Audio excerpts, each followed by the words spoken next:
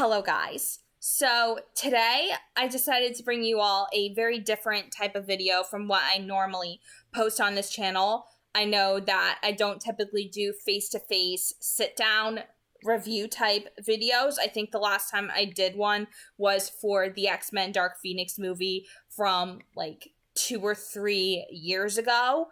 So this is different. This is definitely different, and it's definitely been a long time since I've done this. So I'm just going to bring you guys my opinions on a graphic novel adaptation, completely unscripted, just giving it to you from my heart.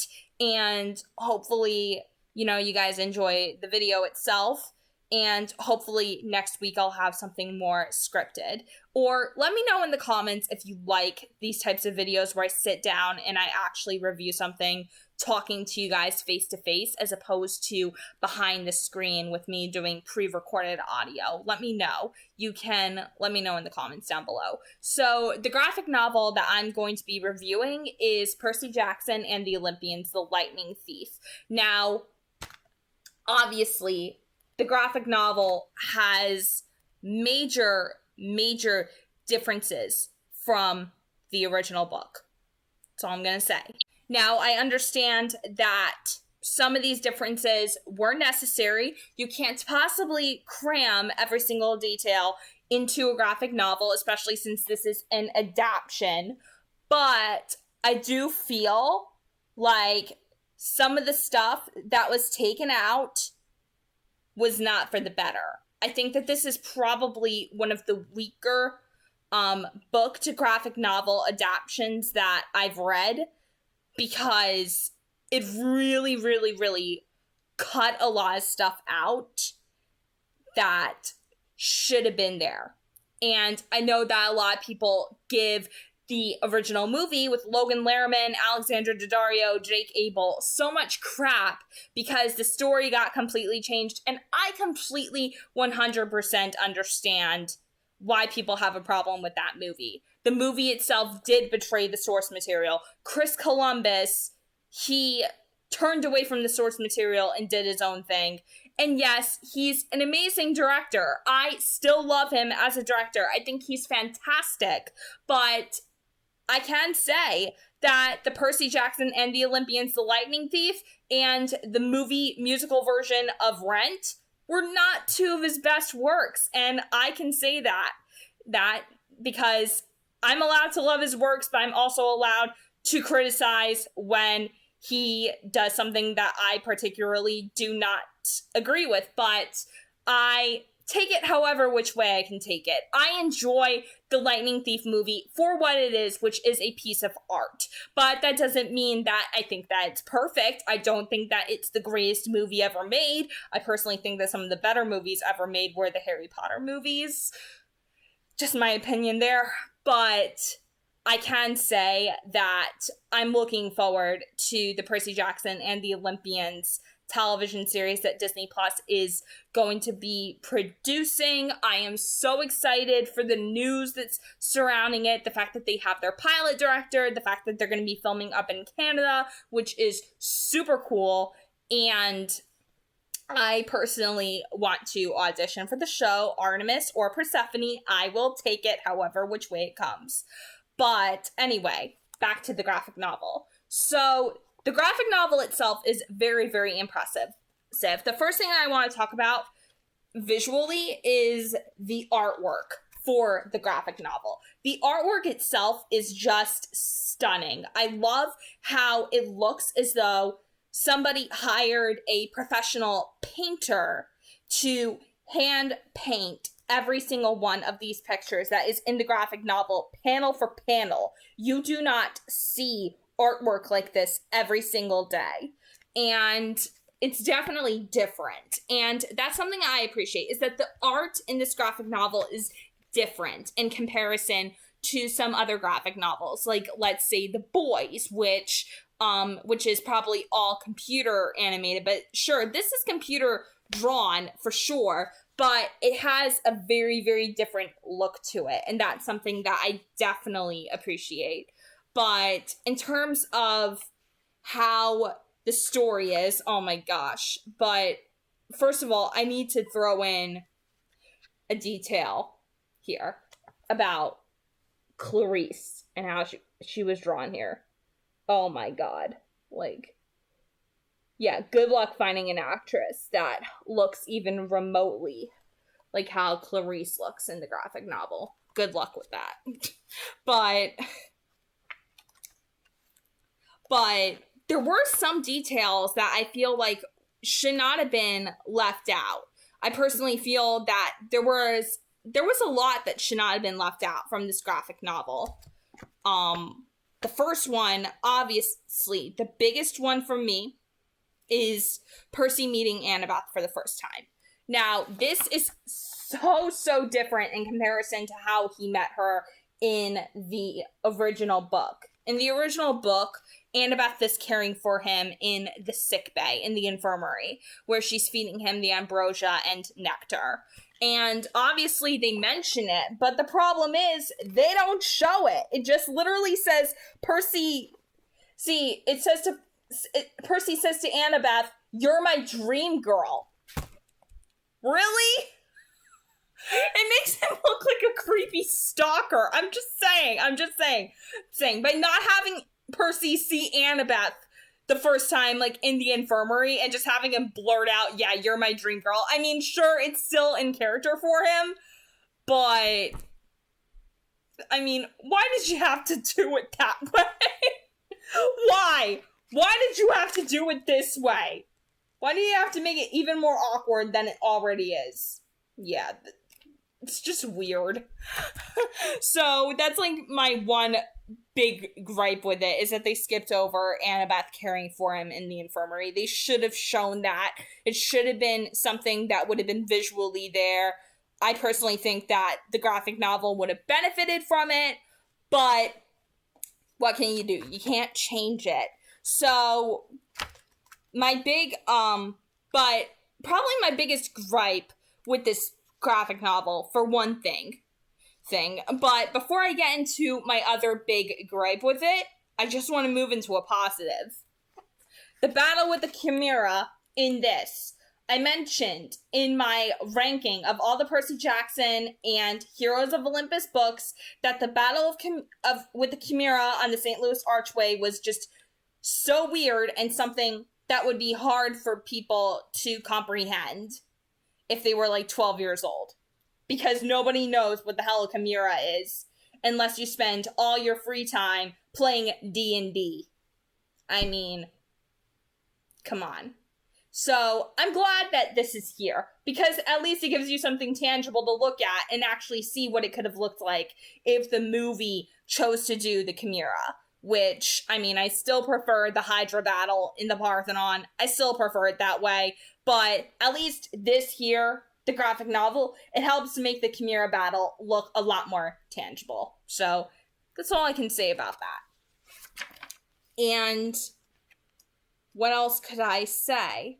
What else could I possibly say?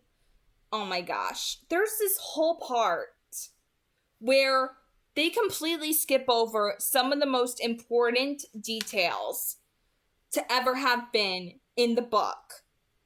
So, in the book, their whole meeting with Ares, this is completely different from the original book. In the original book, Ares lures them to a water park that is in Denver, Colorado, which is where they meet him at a diner in Denver. And the chapter title is A God Buys Us Cheeseburgers. I think that's the title of it. I could be wrong, but I think that that's close enough. Yeah, A God Buys Us Cheeseburgers. So this whole chapter, which is my personal favorite chapter in the entire first book. Like, out of all the chapters in the first book of The Lightning Thief, my personal favorite chapter was A God Buys Us Cheeseburgers, and then it moves into the water park, where Percy and Annabeth go on that tunnel of love ride. I wish that they didn't cut that out, because it explains why Annabeth has such a big fear of spiders, and it explains the rivalry between Arachne and Athena. And the fact that they completely cut that out, I feel like that was a waste I feel like that was just wasted potential. Why didn't they bother to show that? And why in the hell would they cut out the zoo animals? Why would they cut that out and replace it with a West Coast trucking service? And why would they cut out the whole moment of the trucking service, or in this case from the book, the humane zoo animal transportation to Vegas? Because there was a whole portion in there where Percy has a dream of Talia in the first book. Like, that chapter was so much more detailed in comparison to this. And, you know, I know people complained about the movie cutting a lot of stuff out and changing the whole story. But this cuts out way more than the movie ever did. So, if that's like the biggest complaint that I have, this is honestly the biggest complaint I could ever have, is cutting out that whole drive from Denver to Vegas, where Percy and Annabeth are beginning to bond and beginning to acknowledge each other as friends. That was like the biggest element to that book that sets up for their romance much, much later in The Last Olympian. So, yeah, like, I can go on and on and on about how that takes away and doesn't really add anything to it, but my biggest issue with this graphic novel that I can say, and I'm gonna say it now, and I don't forgive them for this is even worse than Luke battling Percy atop the Empire State Building at the end of that first movie. And when I say that it's worse, oh, I mean it. Oh, I sincerely mean it. You better believe me when I say that it's worse than that. And you probably think, what could be worse than Percy being the one to give Luke his scar atop the Empire State Building at the end of that first movie? Oh, I can assure you, it's worse. It is worse. So, it is towards the very end of the graphic novel with Chiron right here. And it says this. It says, "No one has seen Luke since he was told of your quest's success. He fled camp without explanation. I am afraid that leaves us but with one conclusion. Why have all the people..." It says, "Remember, Percy, the shoes that pulled Grover to the edge of Tartarus, you were their intended wearer." Why? Of all the people, are you sure? It seems Luke was the thief of the symbols of power. Rarely have the talents of a divine bloodline been put to such nefarious ends. He must have summoned the Hellhound that day at the creek as well, perhaps to make us believe you were unsafe here, so we would send you away.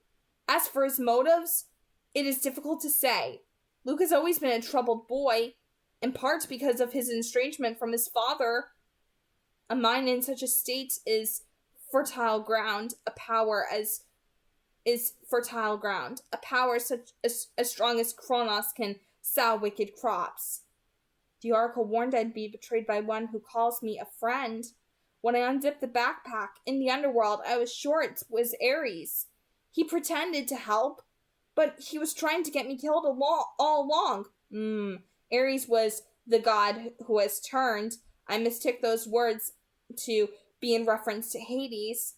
As I said, the oracle's prophecies are not always clear until events come to pass. So that, to me, is like so much worse than the fight atop the Empire State Building at the end of the Lightning Thief movie, because the whole point of that final chapter was Luke telling Percy that he was the one that was going to betray the camp. It wasn't just Chiron telling Percy. This is way too much telling and not enough showing. It should have shown Luke through these panels. That's what should have been done. But no. Oh, no. They had to just tell it outright. And I'm like, are you kidding me? Are you kidding me? Like, that completely took away from it, for me, in my personal opinion. I just think that that completely takes away from Luke's character, probably even more so than how the movie did it. And believe me, the movie is like the worst that it can get for Luke's character, but this is actually pretty damn close to how bad it can get, to not make the villains' motivations clear. They should have shown that. That's something that they should have not overlooked, and it just should not have been done that way. And another thing, like, why did they just cut to Percy seeing his mom at the end of Half-Blood Hill? Why? Because there's a whole bit where he goes to the apartment and he finds out that Gabe has been abusing his mother. So why would they cut that out of this? Probably because, you know, the graphic novel, it was meant to appeal more to younger kids. It was meant to be more appealing, I guess, to little kids.